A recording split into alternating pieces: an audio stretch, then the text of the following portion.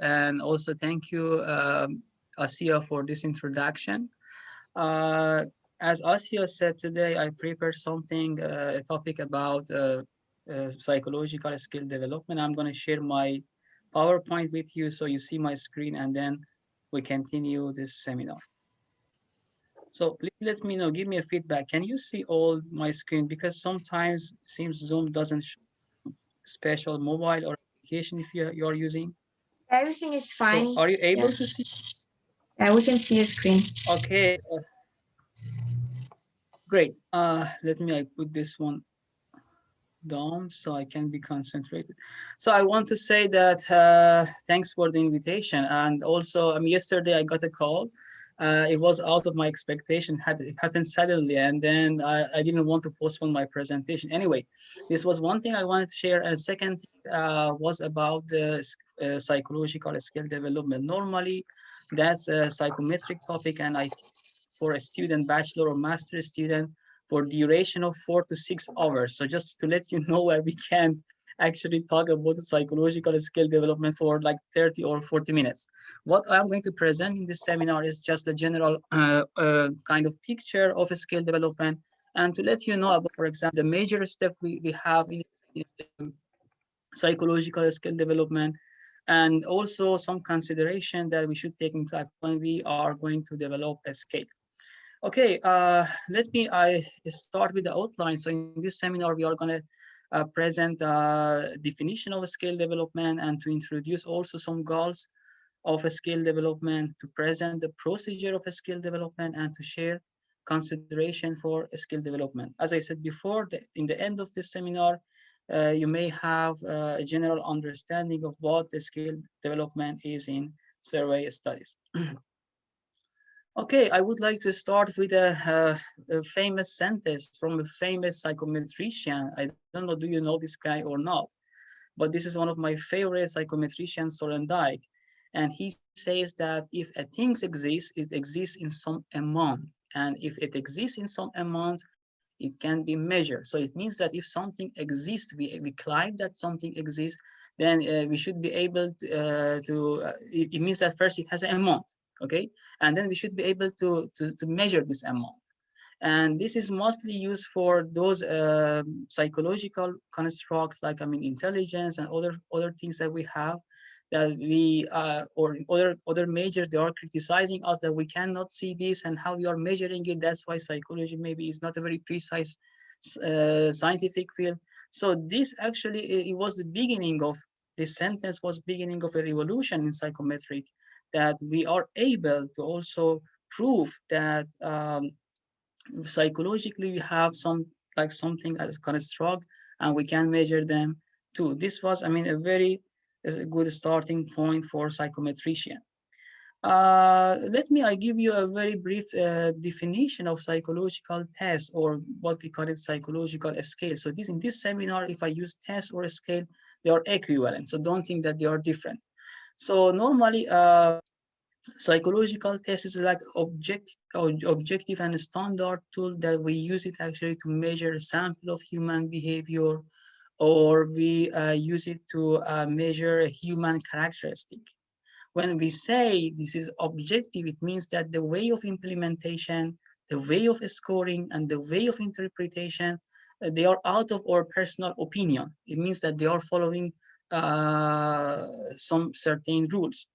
And when we say that this is a standard tool, it means that this tool has been tested on some samples, and it has been verified. The result has been verified, and the result has been published. So that's why we can use it for other sample, other country, and other environment. So this is the two important and basic condition of a psychological test: to be objective and to be a standard. Okay. There is a point about who decides for criteria of skill development actually in psychology, or for example, educational field. There are several supervising organizations. They are worldwide, they are very well known actually. One of them, for example, is American Educational Research Association. The second one is American Psychological Association, is known as a APA, perhaps you know it. and National Council on Measurement in Education. So these three organizations, they have a close collaboration, and then they decide on designing or setting some standard for scale development.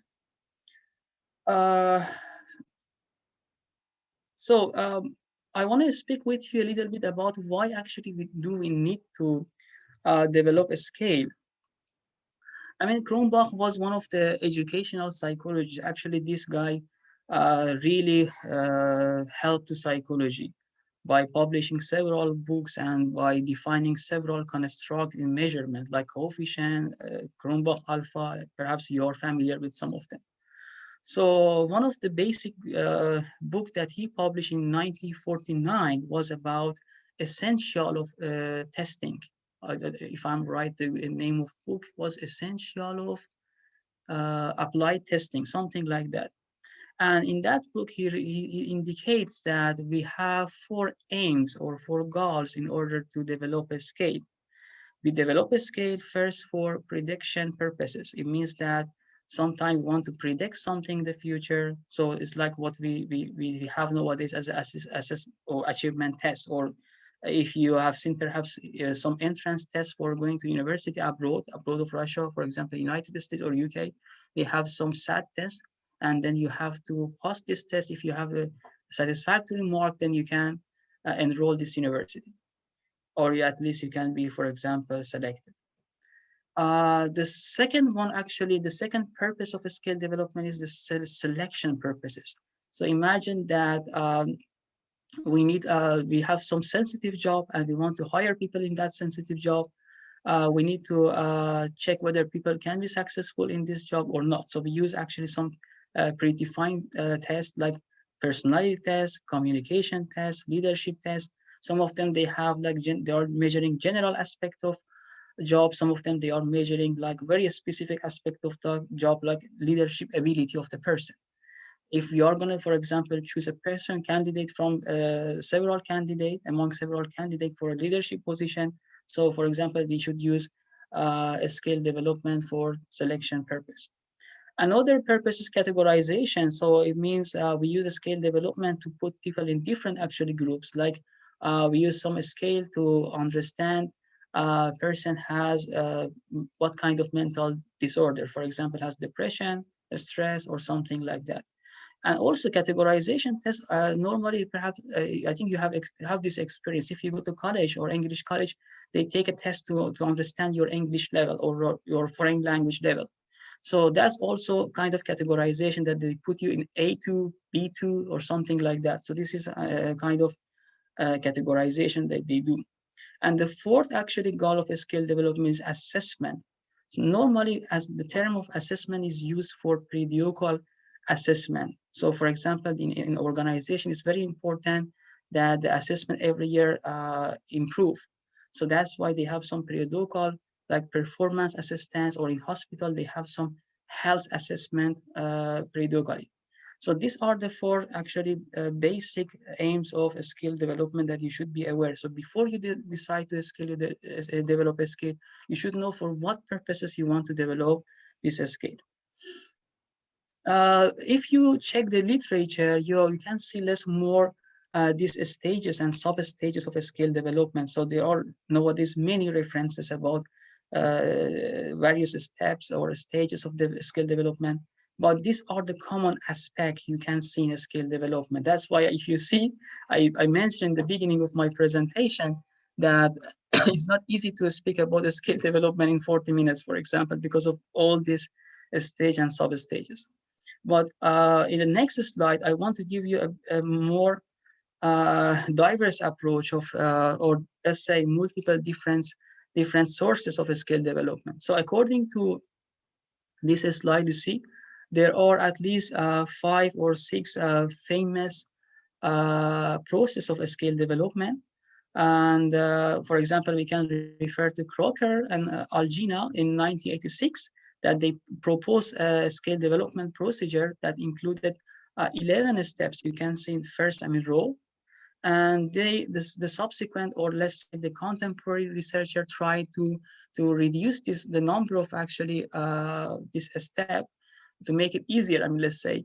And that's why the villas, so for example, reduce it to, I think, 8 or 7, and 4 in 2011, the third one, reduce it to 5 actually steps.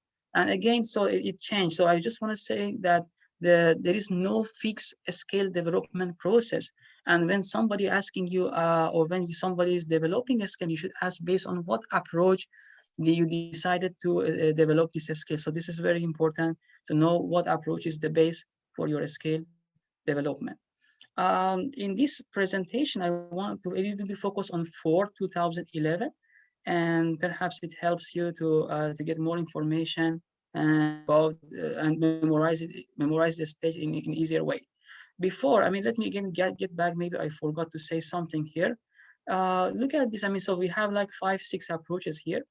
The contemporary researchers try to integrate all these approaches I showed in the previous slide, and they reach a model like this. So this is a model you can see. This model, we call it integrative approach of all resources, and it's based on all the 5 or 6 model I presented in previous slides. Let's be honestly speaking, nobody's researchers are not following really all this step, because it's so time consuming and also energy consuming. So they cut these steps, and I will tell you what step might be more important to psychometrician nowadays. And this the last row is, you see that item analysis of pool, revised pool to validation studies. So it's iterative steps of the process, or those that can be repeated. So it means that we repeat this step until we reach the appropriate number of items. Okay, I want also to give you a definition of a skill development. So you know that when we talk about the scale, it means that we are having some item that we are trying to measure, a construct. When I say construct, it means that in psychology and education, means that it's something that we can't see with eyes. So that's why we call it latent. Latent in English means something hidden. And then we try to disclose this hidden thing that we can see, hidden construct, some indicator that we call them item. Okay, so that's why a scale is including always a set of items that are very objective and standard, and they are trying to reveal, disclose the nature of this latent variable that we target to show. In scale development, or the other name is scale construction, let's be familiar with the other name. We try to actually assemble item and write the most appropriate items for a target construct in a target population. And when I talk about the item score, so I mean, as I said, we have a scale, and a scale has item, and the item has a score. So when I talk about item score, means that I'm talking about the performance or opinion of someone, a participant, on an item, a specific task, or a specific stimulus. Normally, we can measure attitudes of people, traits of people, and ability of people using this scale. There is a slight difference between traits and states that I did not mention it here. Traits are more like a more stable characteristic we have, like we call it personality traits. Normally we use traits. No, we don't say personality state. And a state, they are more transient feeling that we have, like mood, for example. Mood is kind of not very stable characteristic we have. Okay, so let me also give you some information about the difference between test development and or skill development and test and standardization. So normally some people, they may, especially bachelor students, they may confuse these two constructs. So when we talk about test development, so the procedure is very clear. So it means that we aim to choose, to find, to develop the strongest indicators of the specific or given latent variable we have in mind. Okay. But when we talk about test standardization, means that we try to define some norms for this scale. Norms means that when the scale is ready, then we say, okay, this scale is only used for example, children up to 14 years old. This scale should be measured, for example, with this method. Okay, so we should, when we put some norms for that, so this is, we call it test and standardization, means that if anybody wants to use this test in the future, should take into consideration these norms before he or she uses it. Okay,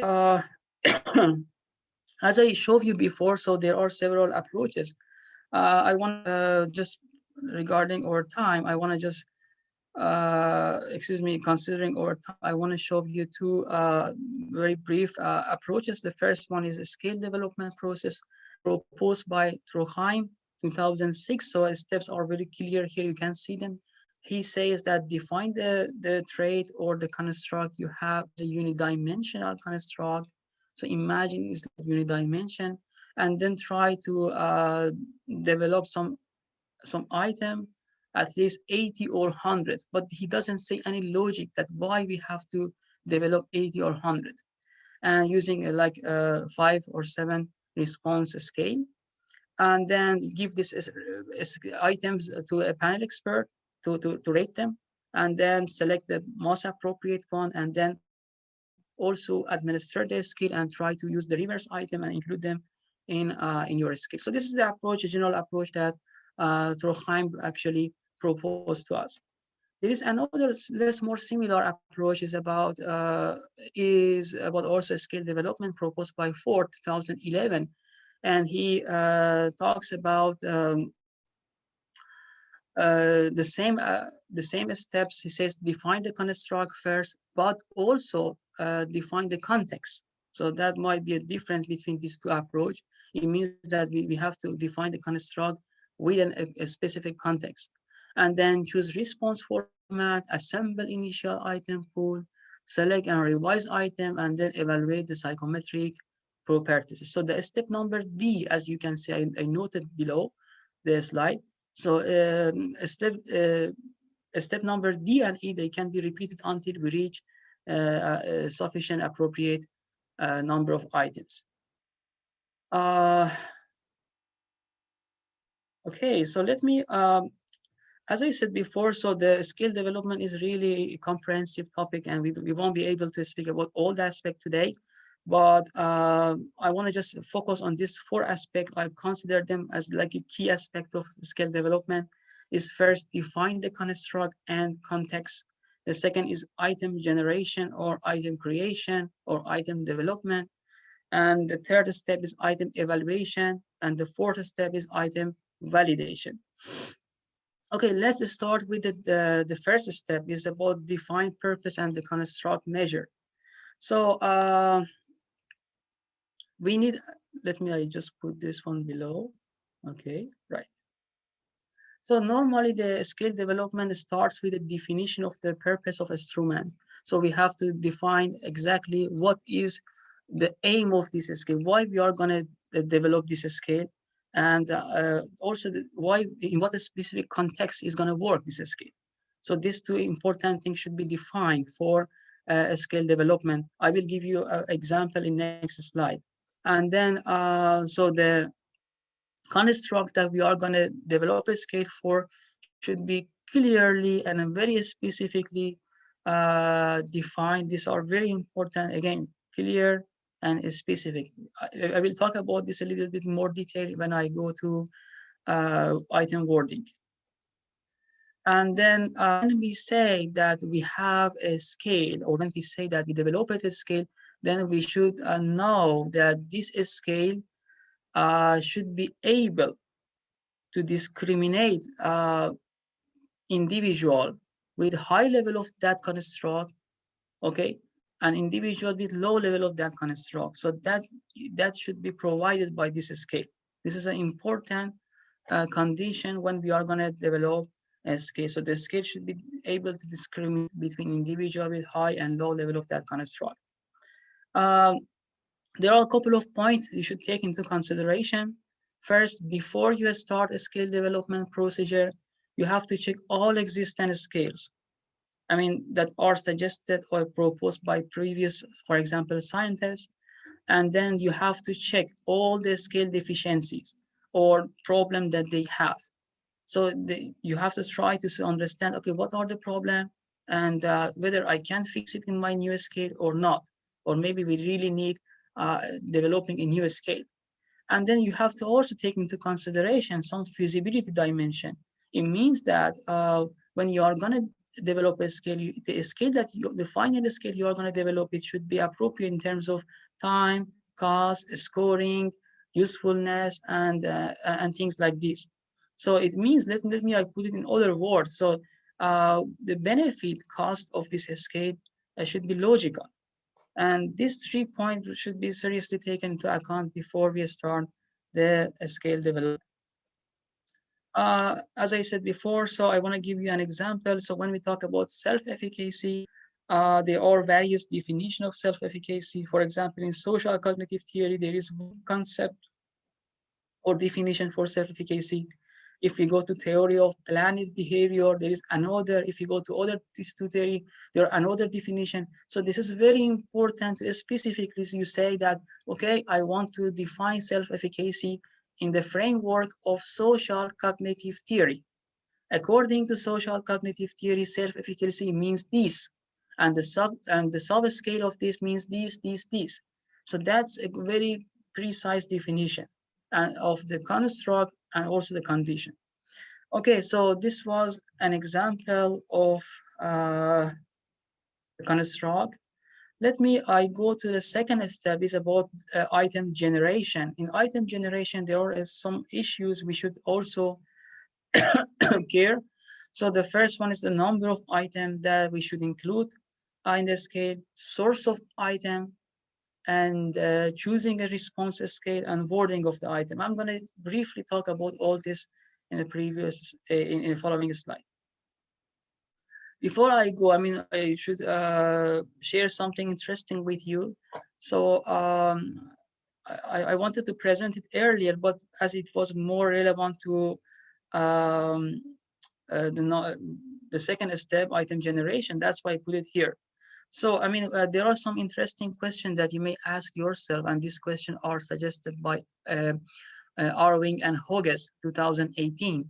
They say that you need to ask yourself how many items are necessary, for example, to be developed, and what response scale is appropriate, how to score the test, which psychometric model is appropriate, what item evaluation process is suitable, and how to administer the test. So these are, I mean, some general questions suggested by Arwing and Hogges that are very useful in skill development. Anyway, okay, let's go to the number of items. So the second step is item generation. We should care about the number of items. So normally, if the final scale gonna have at least 10 items, so you need initially to produce at least 3 or 4 times more items than the final items. So it means that if your final items or final scale is going to include 10 items, okay, then initially your item pool should include 30 or 40 items. This is suggested by some scientists. And this actually allows you to, because this is a kind of procedure of reciprocal procedure. It means that sometimes you go forward and you see item doesn't work, and you get back to your item pool, and then you revise, or perhaps you choose another item, again you replace it. So that's kind of action research or reciprocal procedure. So you should be very flexible in accepting that. So it may happen several times. You have to get back to item pool, choose appropriate item, again return back and test it. This item pools allows you to have like a good, let's say, reservoir or item pool for selecting the best item of your scale, okay? And you have the opportunity to find the most representative indicators that can reveal the construct very well. And there is a mistake, actually. I want to correct it here, because when I talk with some of my colleagues or most students, there is a kind of misunderstanding. They say, okay, let's, for example, we develop a scale, and then if there is some problem, we statistically can solve it. And I said, no, that's wrong. Whatever you want to do, you have to do it now. in this step. This is a step you have freedom. This is a step you can consult with other people. This is the step that you can revise the in a way that you want. So why you want to postpone it? Just because maybe in the future I will be able to counterbalance my items using some statistical operation that may work or may not work. So I highly recommend you not to think about that in this step. And there are also some other issue about content redundancy. So some items, actually, when you add them, they are not matched with others, so it may influence the internal consistency or reliability of a scale that you should take them into consideration. Normally, using a simple correlation between items can allow you to understand what items are redundant and what items are not. The second point is about item generation is the source of potential items. So you may ask me, okay, how can I find this potential item? If you ask me this question, then my first answer to you is go and check the already existing scale. So if you are going to develop a scale about, for example, academic stress, okay, go and check available scale. And we will get some brilliant idea, and then based on that you can further develop a scale, or you can adapt a scale and something like this. So this is the first source of information, is to use the other work. The second one, actually I didn't write it here, but the second source of information is to use your colleague opinion, to check also the some theoretical, for example, approaches that exist nowadays. And there is another way of information is to use a interview. So in interview, you can get some new and fresh data about your construct, and then you can analyze them to reach some items. Actually, interview are very useful, and I normally use interview when I want to develop a scale from scratch. It provides me with so many information. And you should take into consideration that if you are going to use interview, I highly recommend you to use open-ended question, and to also uh, to continue interview until you reach a saturation level. Saturation level is a level that the answer that you receive from the participant are not new. So they say the same thing. So then it's a time to stop the interview. Anyway, so let's get back to the second point I want to say. So why I say that previous theory, previous work, previous scale are the best source of information, because first, they save your time. So your time will be saved, and this is a very good thing. The second, the scale that already have been validated and used, at least you can be sure that psychometrically they sound good, and you can rely on that on those items. And the third point is that we should not think that always there are unlimited way that we can, for example, measure a construct. Sometimes the way are limited, so there are 1-2 ways to measure something. So if the other people have gone through that way, then you don't need to again try with another way. You know what I'm saying? So don't think in that way that, okay, there are always maybe new way, I go that way and then I can find something newer. So it's you have to, it's completely depends on construct that you are going to investigate it. About item generation, our number of response option also important. So the minimum number of response option at least should be like 2, known as a binary scales.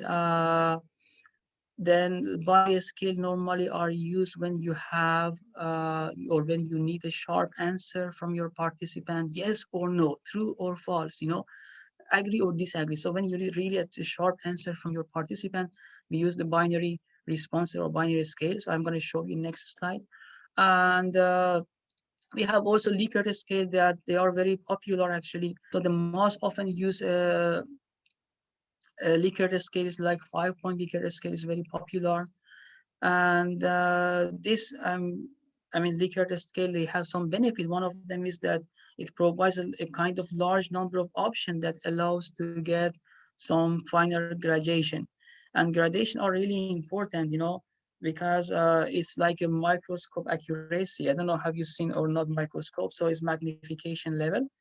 So this magnification level, it can be changed in microscope. So this, when you increase the let's say that the number of items, the response, response option, this is like you increase the magnification, and the variance can be detected or shown there in a better way.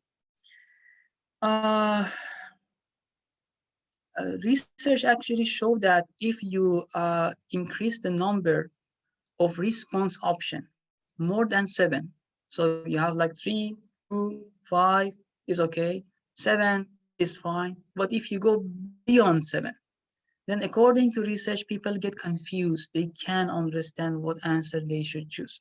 So I highly recommend not to use at least Likert scale more than 7 options. And also, this is particularly important for children, because children, they have limited ability to be able to differentiate it from each other. And also, there are some evidence that show that when you increase the response option to more than 7, then it may have a negative influence on the reliability of a scale. So that's the second reason that we don't need to use a response option more than 7. As I said before, so there are some scaling, different formats of scaling. I presented here some of the most famous scaling formats. So we have Gottman scaling. Normally it has like binary response option. We have Thorson scaling, is more similar, but the labeling of answer are different. We have semantic differential, that it helps you to rate a construct based on 2 categories. For example, easy or hard, good or bad. So if I say, what do you think about, for example, this movie? You can say, or about this task.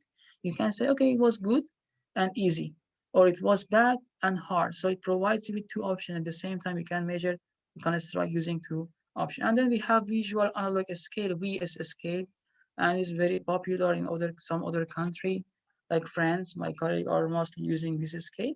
And it's like when I ask you how stressed you are, so there is a courier, you can take it and there is no number there, so you can just move it from left to right side. Just the only thing that you know is that the more you go to right side, it represents higher score in that specific construct. So if your construct is stress, the more you go to right side, it represents that you have higher level of stress. It's called visual analog scale. We have also Likert scale, so I put it at the end. So as I said before, so the difference between the different Likert scale are 2 things, guys. Please take into consideration. The first thing is about the number. So Likert scale can be 4, 5, or 7. But let's say most often, or let's say more often, you can see like 5 and 7 with 7 items. This is the first difference. The second difference is labeling. So the labels are changing from one to another. So let me show you. Please take a look at the column, the left column. So you see that there is a question, I have so much in life to be thankful for. So you see that it starts from strongly disagree, okay? And it ended with strongly agree.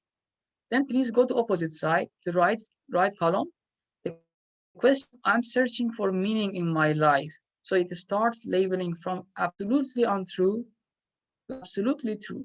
So what does it mean? It means that sometimes the label change, okay? Sometimes the number change. So both represent a Likert scale. So you should be able to choose, not only the number of Likert scale, but also the label of Likert scale. This should be matched with your item or question that you're gonna use. There are some consideration that you should take into account when you use the Likert scale. First is whether you want to define a time framework or not. So you can say, for example, for item 1 and 2 and 3, you have 30 seconds to answer. Or item, for example, 6, 7, and 9, you have 10 seconds. So you're able to specify a time for your items when you are going to use the Likert type scales. The second point is about number of response category. So you should decide how many category of responses you want to include for items. 3, 5, or 7, or 11. Again, I mean, I don't recommend 11. I recommend 5 actually, or 7. Again, if it's baby, I recommend 5. If it's more adult, I recommend 7. And then the label of responses category is label. It means that this completely disagree, and completely agree, or completely untrue, completely true. So the label can change according to the content of your question. And then there is a point, it's called midpoint endpoint. I'm going to describe it in a separate slide next slide. And then we have response scale format, as I showed you before. So it means like binary and other types that I showed you, Likert and others. Okay. Let me little bit talk about midpoint endpoint in Likert scale. Guys, imagine, I mean, look, there is a kind of figure, I put it there with A and B. I think you should be able to see it now. So imagine this is a Likert scale or response scale from 1 to 5. So A represent 1, B represent 5, and M represent 3.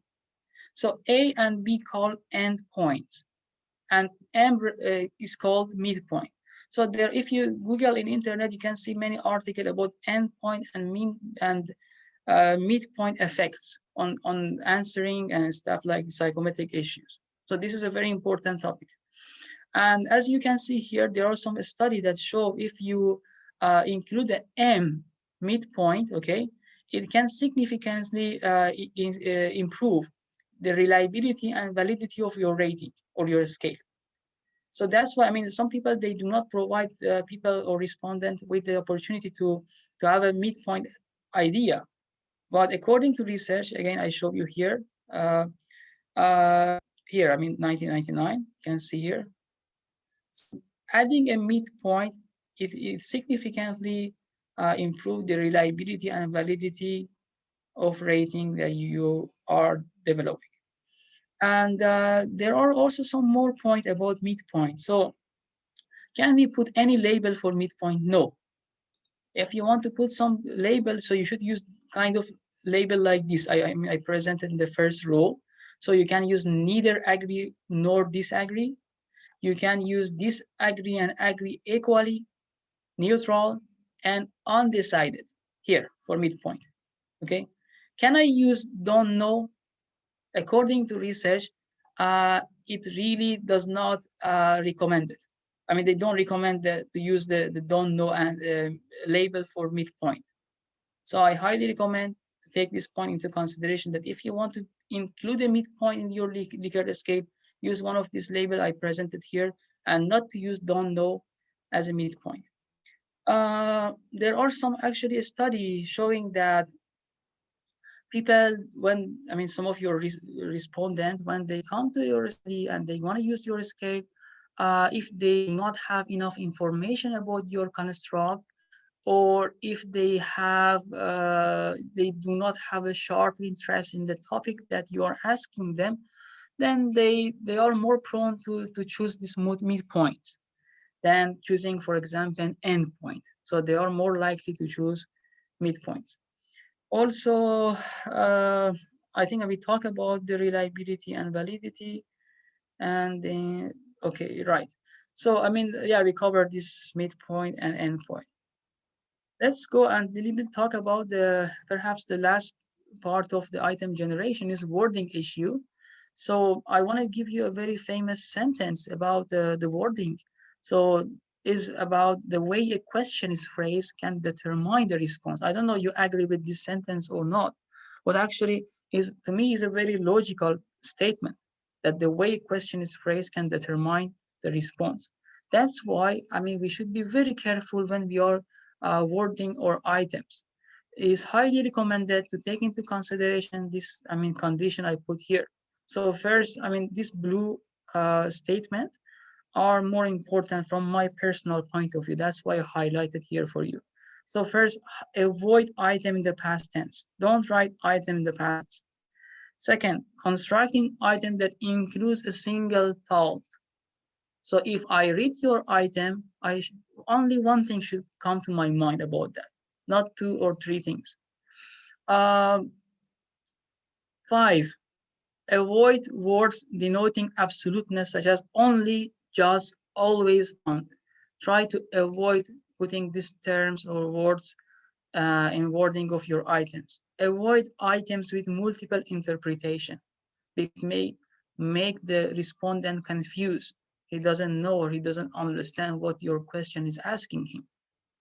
And try to keep the item under 20 words, no more than this, because again, based on studies, especially, I mean, if it's for children, so the children aged between 11 and 13 years old, they can't have the ability to read them attentively.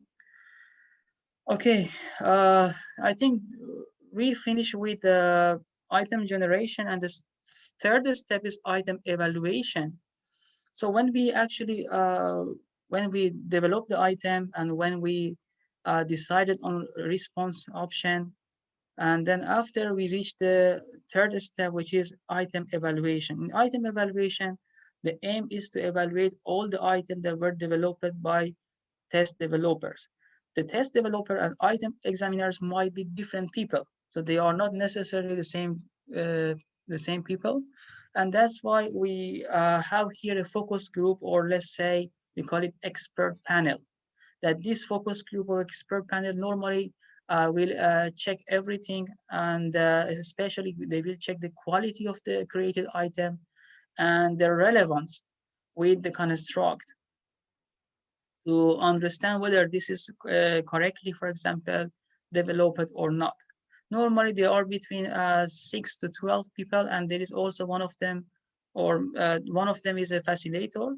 So this facilitator, I mean, try to encourage people to participate in discussion, and all people need to express their opinion freely and spontaneously about each item and its connection with the target construct.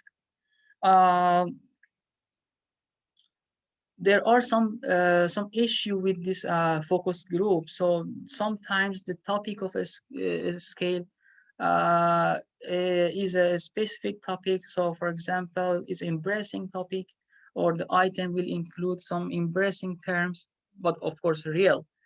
And that's why people may afraid to participate, or may afraid to freely express their opinion toward the item. So for example, when the items are designed to measure the sexual ability of people, okay, so people, the expert panel might be shy. So that's kind of a factor that may make the focus group ineffective. So they should take into consideration, if you are going to be a facilitator or moderator, you should be able to understand this and interfere and try to encourage everyone in participation and speaking about the construct and items. So what the expert panel actually do? The expert panel, they have some criteria. So this expert panel, they can use these approaches I put in this slide. So you can see that we have several approaches to use and to judge the items. So the first approach is coming from the left side. Items should have, like, is from Barker 2016, clarity, simplicity, specificity, single question at each item, and brevity. And then the second approach is from 2011. And then the third one is from Fabrigar 2007. And then I just skip this one, Saville 2017. So the the expert panel and the focus group, they can judge all the items based on one of this approach, or maybe a combination of this approach. But if you are going to be a judge in the future to judge a sentence or a statement, then try to have a clear idea what approach to choose to judge this item based on. I want to just give you some example of unsuccessfully item wording. So you can see, okay, I showed you one of them. Let's item number 2, please have a look at item number 2, left side, left column. How often do you prefer to a psychologist? So the problem, for example, with this item, if somebody has developed this, is implicit assumption. It assumes that the respondents refer to psychologists. Okay, so it's like there is a problem with this. And then you as an expert should quickly understand, if you know this principle I presented in this slide, if you know this principle, then you can comment on all these items and you say, oh, this has this problem, this has this shortage, this has this, weakness. So, you should be able quickly, this needs really practice. This needs really practice. So you should be able quickly read the item and say, okay, so this has this problem, lending question, or is not neutral question, or it has barrel question, or is very complicated for this age range, or for this scale, or for this sample. So, this is kind of a skill that you will learn it when you practice more. Just, I'm presenting here something to be familiar with. And for item evaluation, there is another way, except for the control panel, expert panel or focus group. It's called CVR, or content validity ratio. Actually, this is a bit more complex and more sophisticated way that allows you to to choose the more valuable items. And in this method, in content validity ratio, we give a list of items that we developed, we created to the control, the expert panel. And then we ask these people to rate it based on a 4-point Likert scale, starting from highly relevant this item to not relevant. So the maximum highly relevant, so it's like is the left side, and this scale is right side, and then they can. So this is a very independent, okay, and hidden approach. It means that if I am asking you to do it and your colleague, you're not aware that you are doing that. So it should be completely secretly done. And then in the end, I will merge the result to see, people they agree on the specific item or not, and how they rate it. The fourth step, or let's say this is the last step, item validation, is when the item is actually confirmed by the expert panel or by focus group. And then we need a validation study. In the validation study, we try to conduct the study on a specific sample, which is specific sample, the sample that we defined before. So if the scale is developed to measure, for example, intelligence level or academic stress of a student in high school, then the sample should be taken from the high school, and the validation study should be conducted there.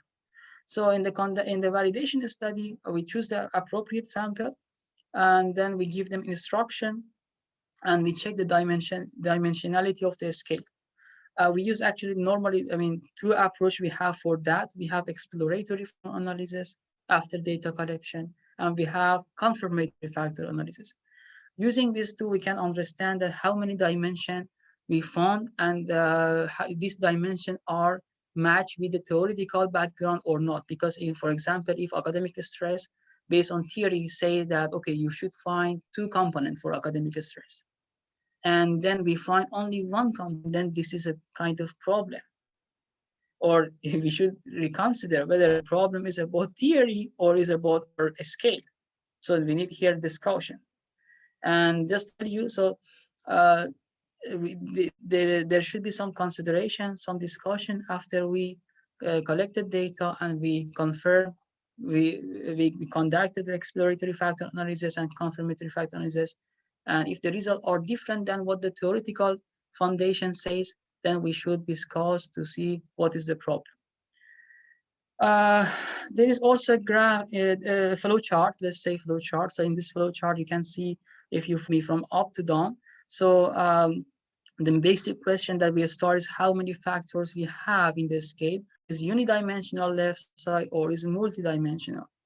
And then in any case, we need to run the EFA and CFA, okay, to check the factor loading, error covariance, and stuff like this. And then we, if it's multidimensional scale, it has more than 1 component. So then we need to check whether can this factor or component be explained or not. And then we have some correct variance, so we can correct, as I said before, some steps are reciprocal, or we can return back if the items, they are not appropriate or they have lower factor loading.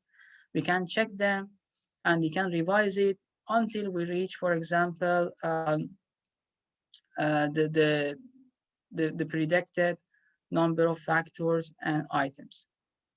So if you see the right side, always there is a need of revise and review, revise and review, and revise and review. So a person that wants to be a test developer should be a person that is very cautious, is a person that is very precise, and is a person that is very patient. This is a really time-consuming procedure, and but at the same time, when you know the principle and you learn them, you don't feel pressure, and it will be like a hobby for you doing this stuff, and for conducting a study and helping project, ongoing project, and so on. Okay, I'm in the end of my presentation. I would like to say thank you for your attention, and if you have any question, comment, you're free to ask. Thank you.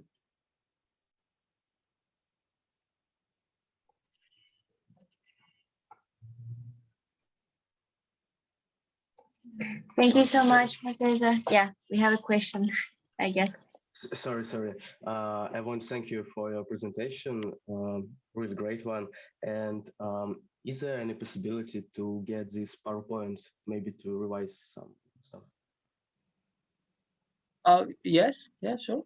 But you can email me always, and I will send it to you. Sure. Okay, thank you.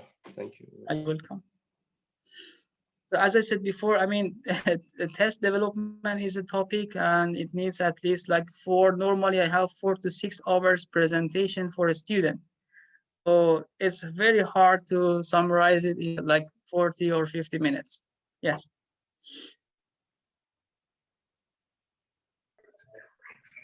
Hello, can you hear me? Yes.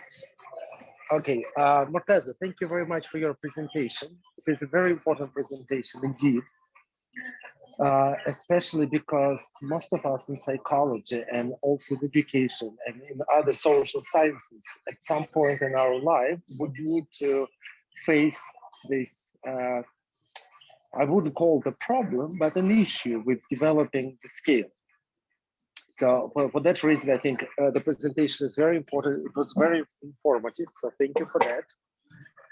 And what I'd like to ask you is a question that is related to your presentation, but has not been covered. And I don't know if there is a straightforward answer to that. In our project, in the PIC project, we would need to have pre and post-test assessments. To validate the efficiency of our program, we will have to assess different competencies before the implementation of the program and after the implementation of the program. So let's use an example of intercultural competence.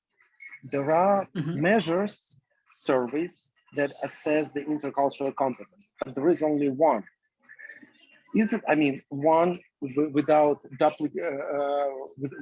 duplicated versions. Is it possible, based on the existing assessment, develop a second version of it? So let's say version A, version B. So right now we have a validated version A. We don't have version B. So is it possible to develop a second version based on the first one, or we have to start from scratch? Okay, so I mean, that's a good question, and thank you for the question. You didn't mention that for what purposes you want a second version. If the purpose of the second version is just to test for example, a parallel group, so you have 2 groups, the first group, for the first group, so you want to give the first version of the test, and for the second one, you want to give the second version. Is that what you are tending to do? No, not really. So I'm talking about within subject design.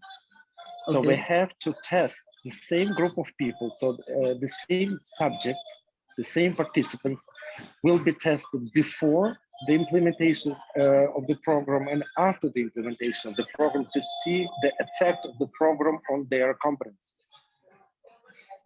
Yes, I mean, there is no problem, so we can do it, yeah. So I mean, this is a very normal thing in psychometric. So in psychometric, we have sometimes we develop version A and version B. And then what is important in the end of your assessment, you have to check the reliability. And you have to check the convergent validity of this scale. If it's more than 0.07, then it's okay. So this is called parallel version, So there is no problem. So we need to check only the face validity of the scale. Okay, but so the face validity once again, so if there is one version of the scale, it exists already. Can we make a second version of that based on the first one that exists?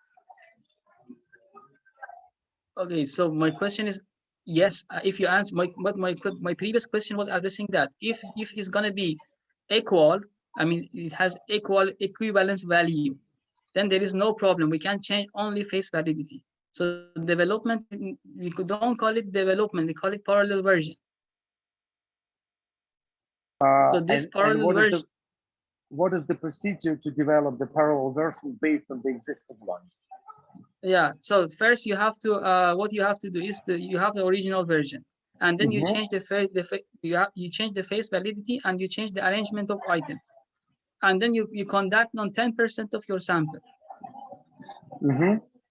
And after 10% of your sample, you will connect it with the 10% of your previous sample randomly. If the association is high, then you can say you could find equivalent value of this scale. So that's, I mean, it is very normal, I think, normal case. And we have evidence, even we have evidence for that. So it's not something unusual. It's possible to do it.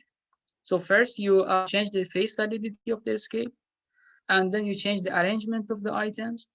And then after that, you conduct on 10% of the sample. And then you correlate the result with the 10% of your previous sample using the original version. If the correlation is quite high or enough high, then that would be used as alternative.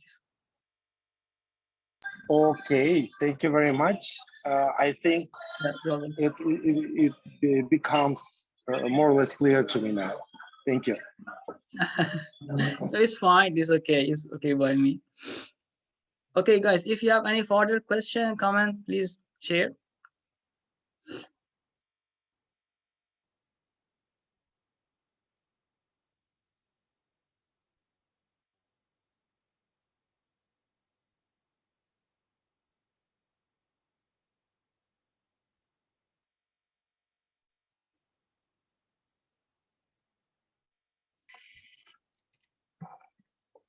Well, I guess everyone is proceeding the information they have just received. So, yeah, I just wanted to thank Morteza one more time. It was really informative and it is indeed very useful. So once again, thank you. And for every single participant that joined us today, we're also grateful. And as for the question that we've had about the presentation, you can, of course, still contact Morteza, and as he mentioned, but again, we're going to upload the video on our YouTube channel, so you will be able to watch the video once again with all the comments that Morteza made. So that will be a possibility this week already. So I'm probably asking once again if there is something that is still unclear, you have a possibility to ask. And if not, if there is anything unclear, you're always more than welcome. Yes.